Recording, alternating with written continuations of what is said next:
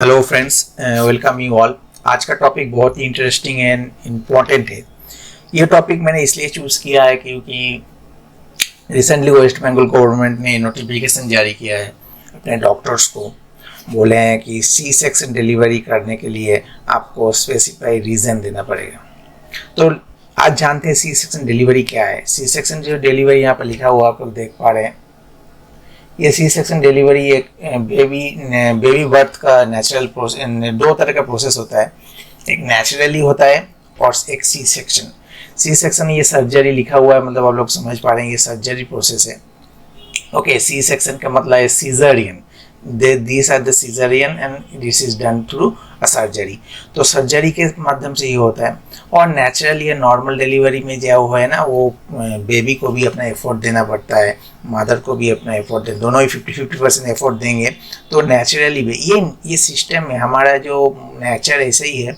क्योंकि पहले तो इतना मेडिकल साइंस डेवलप नहीं था, तो पहले भी बेबी हुआ करते थे, पहले जितने ही बेबी हुआ करते थे वो सभी नेचुरल प्रोसेस से ही होते हैं। लेबर पेन आता था मदर्स को और मदर फिर हॉस्पिटल एडमिट होता है या घर में ही, क्योंकि दाई सिस्टम, इंडिया में दाई सिस्टम है। पहले था दाई सिस्टम, दाई आते थे, दाई डिलीवरी करते थे। बट ये नर्सिंग होम और डॉक्टर सिस्टम पहले नहीं था, नहीं हुआ करता था।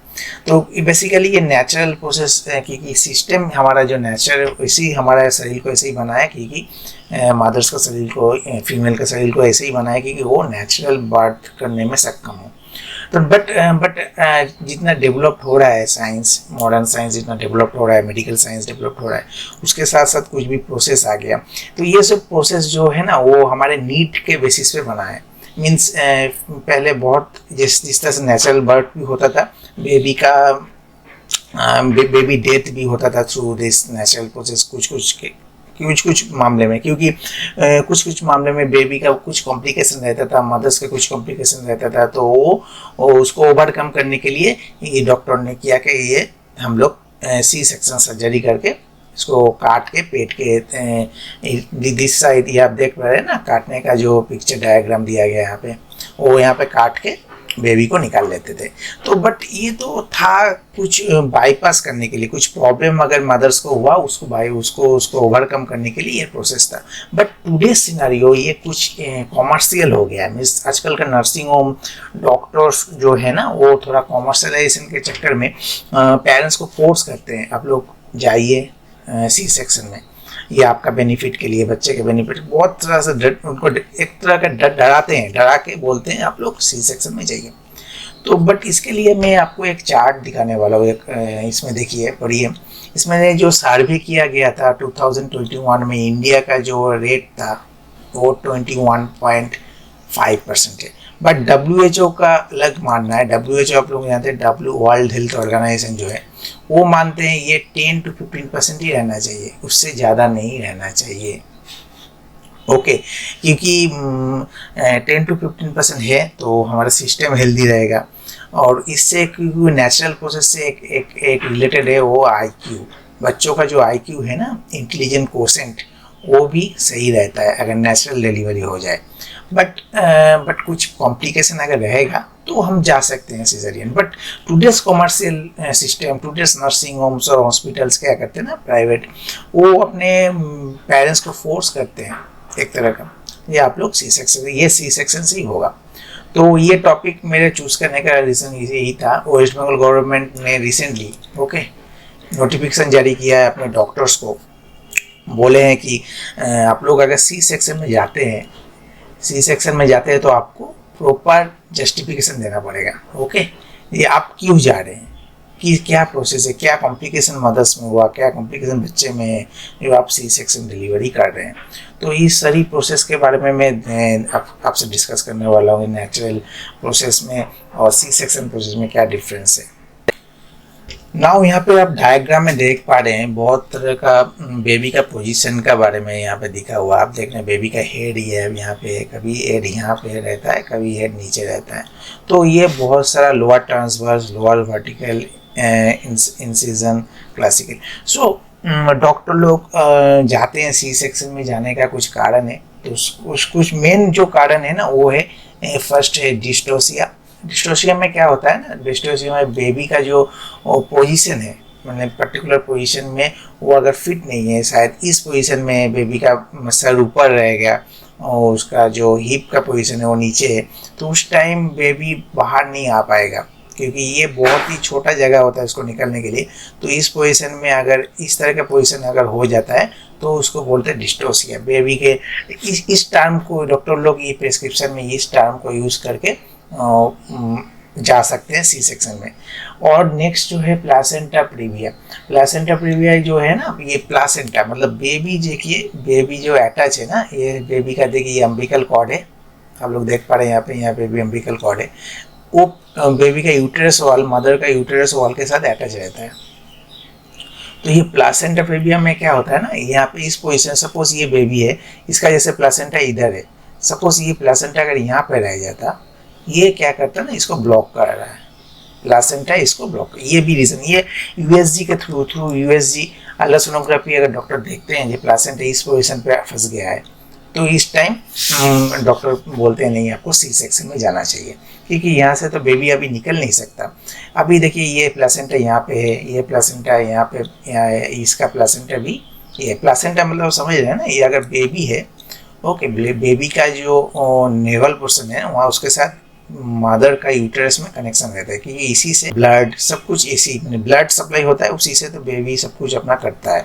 तो मदर जो भी न्यूट्रिशन लेते हैं ना, वो ये बेबी के पास, ये से बेबी है तो बेबी के पास यहाँ पे जाता है, तो कनेक्शन इसी एम्बिकल कॉर्ड नाम पे कॉर्ड से कनेक्शन रहता है, ये कॉर्ड और ये एम्बिकल है ओके।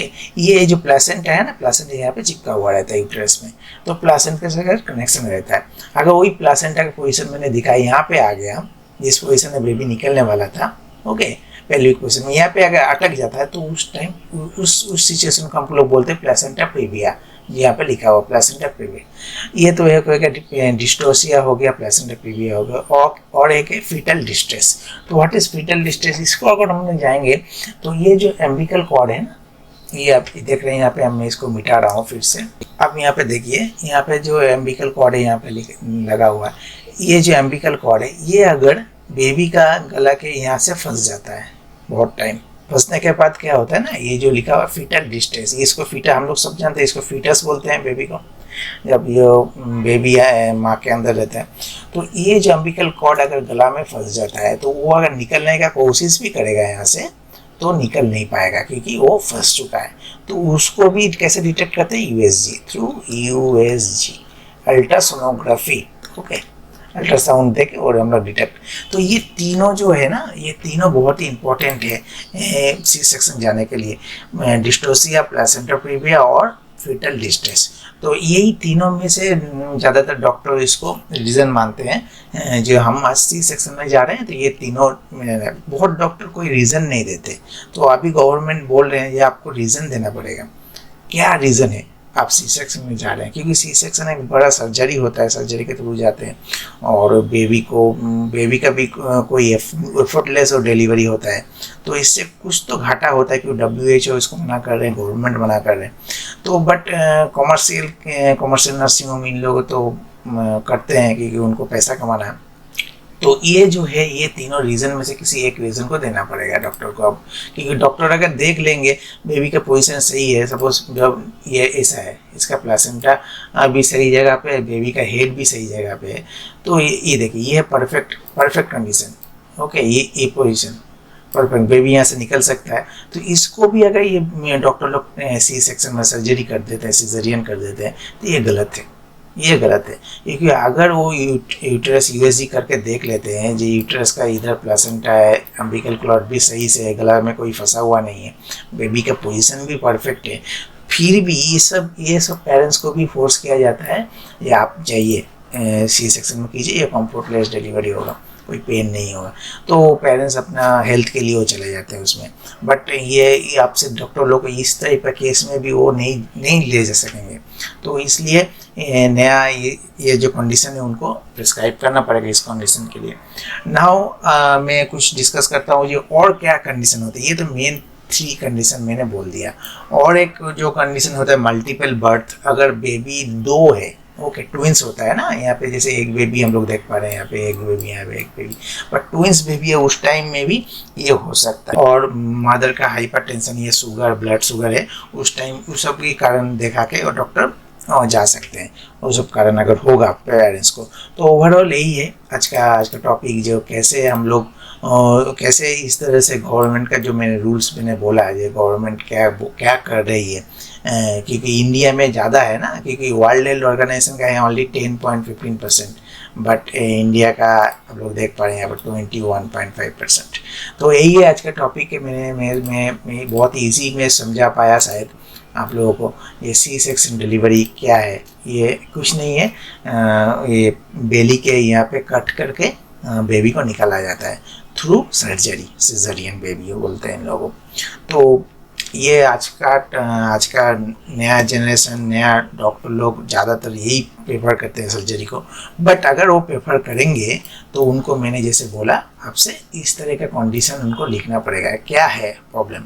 अगर इस तरह का बेबी का पोजीशन परफेक्ट शेप में यहाँ पे जैसे आप लोग देख पा रहे हैं तो वो नहीं जा पाएंगे सी सेक्शन में, उनको नॉर्मल डिलीवरी करना है। अगर ये ऐसा कंडीशन है, मदर ठीक है, मदर का कोई ब्लड प्रेशर ये कुछ नहीं है, बट टुडे ऐसा नहीं हो रहा है, टुडे बहुत कोई को फोर्स किया जाता है। तो आज का टॉपिक यही था कि मैं आशा करता हूँ आप लोगों को समझ में आ गया होगा सी सेक्शन डिलीवरी क्यों किया जाता है। क्यों ऐसे नहीं है हर किसी को सी सेक्शन में ही जाना है, कुछ रीजंस होता है, उस रीज़न के लिए जाना पड़ता है। तो थैंक यू।